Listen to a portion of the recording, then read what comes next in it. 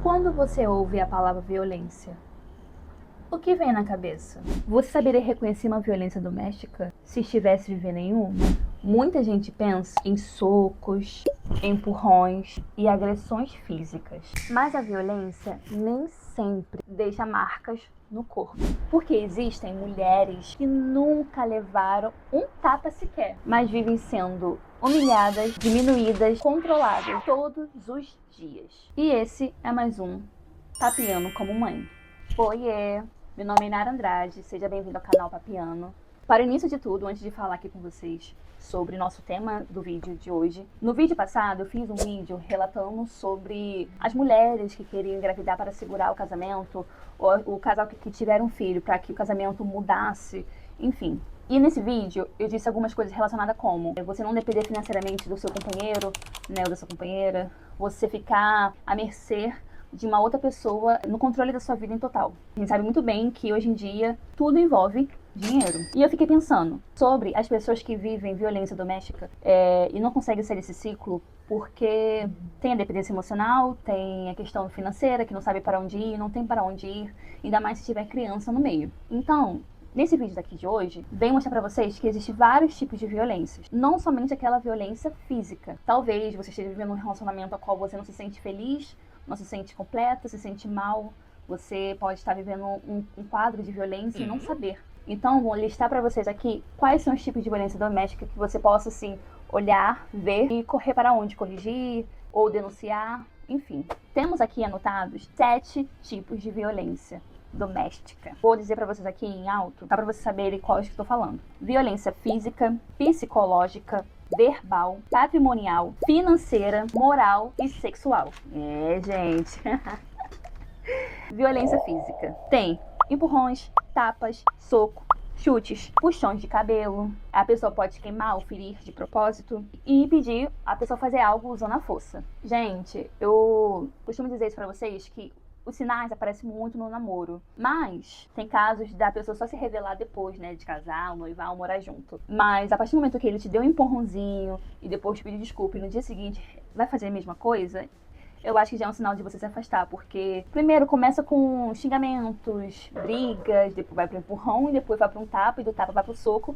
E a gente sabe muito bem pra onde isso vai levando, né? Temos aqui a violência psicológica, que no caso é humilhações constantes, chantagem emocional, ameaças, manipulações, fazer você acreditar que está louca, controle total das suas amizades e isolar a vítima da família. Eu já passei por esse tipo de violência em um relacionamento passado. Eu não deixei chegar ao estado de me afastar 100% da minha família, mas que um bom tempo eu fiquei em um núcleo, como dizer pra vocês, que eu não tinha amizades, não tinha pessoas para onde correr. Era só eu e ele e um tiquinho da minha família, porque eu não morava mais com a minha família. Quando eu percebi que eu tava vivendo isso, eu me senti agoniada, porque eu sabia que tinha algo errado, mas não sabia para onde começar. E eu ficava agoniada, ficava, caramba, eu preciso resolver isso e não sei por onde começar.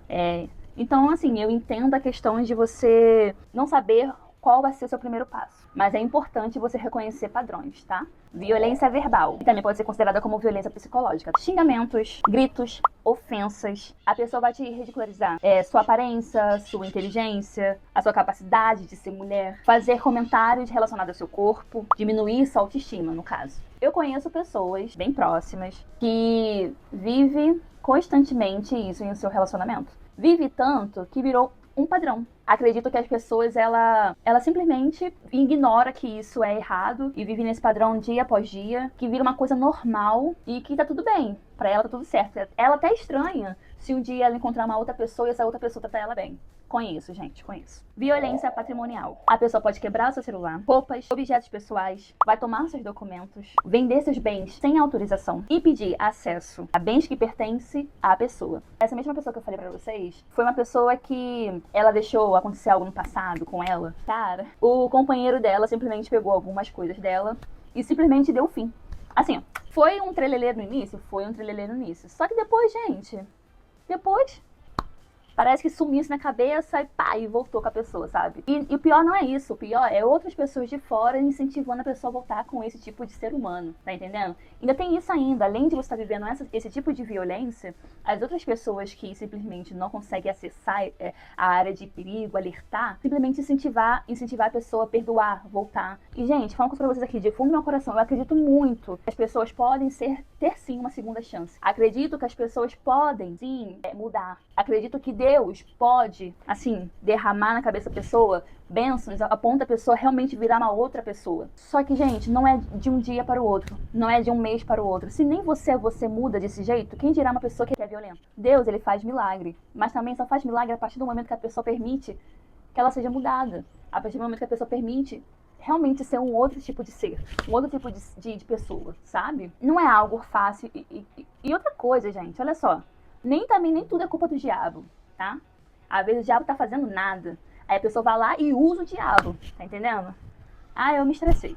Violência financeira. Quando o agressor, ele usa o dinheiro de uma forma para te controlar. No caso, acontece muito em relacionamentos onde mulher não consegue ir para lugar nenhum porque não tem dinheiro. Não permitir que a mulher trabalhe já é um ponto, sabe? Dessa violência patrimonial, porque financeira é onde ele sabe que vai ter você na mão. Controlar todo o seu dinheiro da casa. Exigir explicação para cada gasto. Criar dependência financeira para dificultar a saída do relacionamento. Como eu disse pra vocês, tem muitas pessoas que ele usa essa carta na manga, né? Se você está sem dinheiro, para onde você vai ir? Quem vai te atender? Ainda mais se tiver filhos, que ainda complica mais as coisas, sabe? Eu conheci uma pessoa, até pra comprar um mods, ela tinha que explicar e comprar do mais barato, do mais vagabundo. O que ela poderia fazer em relação a isso, sabe? Quem ela reclamaria? Porque ela não tinha mais ninguém, só tinha ele. A manipulação começou de um jeito ao qual que ela não conseguia se expressar pra mais ninguém. Não conseguia ter acesso mais à família, porque a família se afastou. Não conseguia ter trabalho, porque teve um filho, então teve que ficar na dependência do marido. E no final de tudo, tava 100% dependente dele, até pra comprar uma absorvente, até pra comprar um pão. Olha só como é perigoso isso, né? A violência moral é quando a intenção é atacar a sua honra, no caso, sua reputação. Acusações falsas, calúnia, difamação, fazer a mulher passar vergonha diante de outras pessoas. Lembra daquele caso que eu te contei da menina, que o cara pegou, sumiu com as coisas dela, ela voltou porque as pessoas ficaram dando segunda chance? Enfim, essa é a mesma pessoa que eu falei pra vocês? Então, ela viveu um quadro de violência moral. Não somente desse relacionamento, mas também de um outro relacionamento. Muito triste, porque, infelizmente, a gente vive numa sociedade a qual a mulher ela é julgada por tudo. Mais triste ainda, quando essa mulher é julgada pelos seus próprios parentes. E mais triste do que isso, é quando os parentes dessa pessoa que é julgada pelas outras pessoas acreditam mais nas outras pessoas do que você. Eu digo isso quando a pessoa tá sofrendo algum tipo de violência, no caso, essa violência moral. Tem muita diferença de você ser a vítima naquele momento, e tem muita diferença de você ser a vítima, mas mesmo assim você voltar para o fundo do poço. É claro, tem muitas questões aqui, Nara. Eu tô falando em questões de você vencer tudo aquilo, não ter para onde ir, e as outras pessoas ao redor te apoiando para voltar.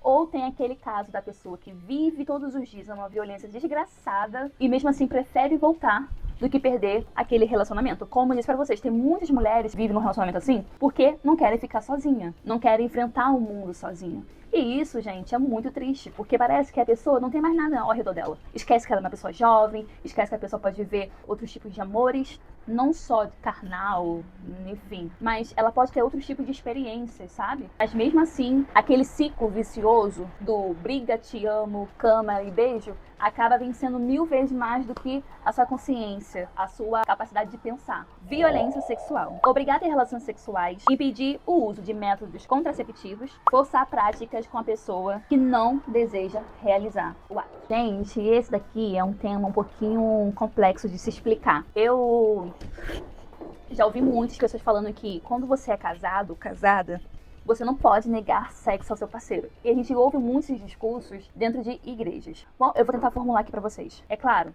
não existe um casamento, um relacionamento que vai durar anos, né, em paz, se não tiver sexo. Isso é óbvio. Nenhum relacionamento, a não ser que sejam pessoas assexuais, né, as pessoas que entram em um acordo em relação a isso. Mas um casamento comum, sem ser esse tópico, não vai viver, não vai sobreviver um relacionamento quando não se tem sexo. Só que a partir do momento que a pessoa fala não quero, é algo que tem que ser respeitado. Se você é casada, não deseja ter aquele ato naquele momento, e a pessoa força, isso é estupro. Isso é um tipo de violência. Eu não sinto vontade, ele é meu marido e eu tenho que dar. Não, cara, se você não tá se sentindo à vontade, não quer, não vai ser prazeroso pra você. E pra ele vai fingir que é, porque ele só quer gozar. entendeu? Em relação a impedir os métodos contraceptivos. Eu vivi isso, gente, tá bem? Eu vivi isso no relacionamento passado. Sim, não impediu diretamente, mas a pessoa manipulou, vamos dizer assim. Crime também, tá? Podia muito bem acabar com a vida da pessoa, mas eu era muito novinho, eu era muito fofinho, eu era muito bobinha. Forçar práticas que você não deseja. Então, gente, se você for pegar o seu telefone, abrir seu telefone, e você for pesquisar alguma coisa relacionada a casal, crime, você vai ver que tem muitos casos de pessoas que são forçadas a fazer muitas coisas que não querem. Como, por exemplo, dormir com uma outra pessoa, fazer sexo com outra pessoa enquanto o parceiro vê, sexo anal, fazer sexo oral. Se você não gosta e se você falou com seu parceiro em entrar em um acordo, mas se você não gosta, você falou que seu parceiro não gosta, mas essa pessoa tá forçando a você fazer, também é uma forma de você sentando, analisando muito bem o que no decorrer do seu relacionamento, da sua vida íntima. Eu acho que se você sentir que em algum momento ela foi uma vítima de uma violência desse tipo, desse porte, eu acho que vale muito a pena você sair desse tipo de relacionamento. Porque muitas das vezes, infelizmente, conversa não funciona. Muitas das vezes, infelizmente, você chega pra pessoa e fala assim, poxa, pare, eu não gosto. Não funciona. Às vezes é necessário você ir embora. E também, gente, a gente tá vivendo uma era, principalmente nesses últimos 2 anos, aqui no Brasil, que tá morrendo muitas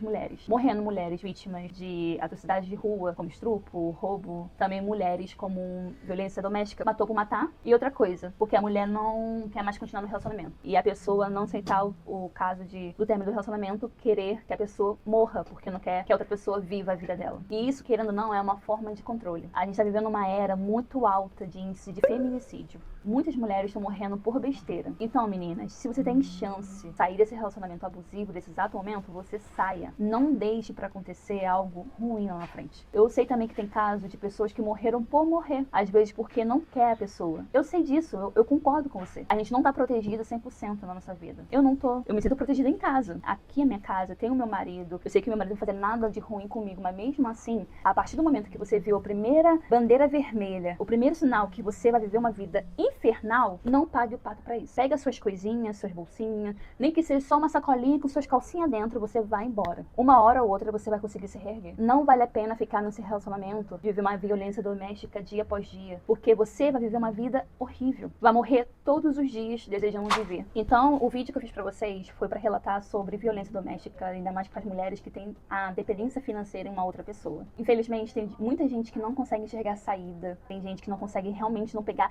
nem comprar coisas pra vender, pra fazer um dinheiro. Isso eu tenho completamente noção. É complicado falar isso pra vocês porque eu não vivo essa realidade. Eu sei que tem muitas mulheres que vivem pior do que eu tô falando aqui, tá? Tem muitas mulheres que vivem pior. Quando não se tem mais nenhum apoio da família, é mais complicado ainda. Mulheres, meninas que estão começando um relacionamento agora, não paguem pra ver, senão a sua vida vai ser levada. O que a gente aprendeu nesse pequeno vídeo? Que nem toda violência deixa hematomas. Algumas deixam dúvidas, medo, insegurança e feridas, que ninguém consegue ver. Muitas mulheres permanecem em situações de violência porque têm filhos, dependem financeiramente de outra pessoa. Isso não significa que elas são fracas. Significa que muitas vezes elas estão tentando sobreviver enquanto procuram uma saída. Se você ou alguém estiver em situação de violência doméstica no Brasil, existe um apoio. Ligue 180. É especializado em orientação e acolhimento às mulheres que são vítimas de violência. E um adentro aqui pra vocês. Esse vídeo aqui, ele não é focado somente para mulheres que vivem violência doméstica. É focado para as pessoas que vivem violência doméstica. Tem muito homem também que sofre violência doméstica, só que não é muito relatado, porque a gente vive num lugar que o homem tem que ser forte o tempo inteiro. E se ele relatar que tá vivendo uma violência doméstica, é capaz dele ser zoado em vez de ser ajudado. A gente tem muito caso disso espalhado pela internet. Se você procurar, você vai achar. Outra coisa, muitas pessoas falam pra mim assim, mas se eu ver um casal brigando na rua, eu não posso fazer nada, porque é capaz de eu separar e outro dia o casal voltar. Eu concordo com você. Teve casos na minha família que, infelizmente, a gente se meteu, teve polícia no meio, e mesmo assim, menos de pouco de meses, a pessoa já estava de volta com seu agressor. Isso acontece muitas das vezes. O que eu oriento, se você vê um casal brigando na rua, algo do tipo assim que envolva violência física, eu ligaria pra polícia, ficaria de longe, eu não ia me expor àquela situação, porque a gente sabe muito bem como é uma pessoa ruim, e veria o que aconteceria em relação à polícia chegar, ou se ele for machucar muito ela, e sim intervir naquele meio ali. Porque a gente sabe muito bem que isso acontece, gente. É comum da pessoa voltar pro seu agressor. É muito comum. Se você gosta de vídeo como esse, curte, compartilhe, se inscreva. Até o próximo papo. Beijos!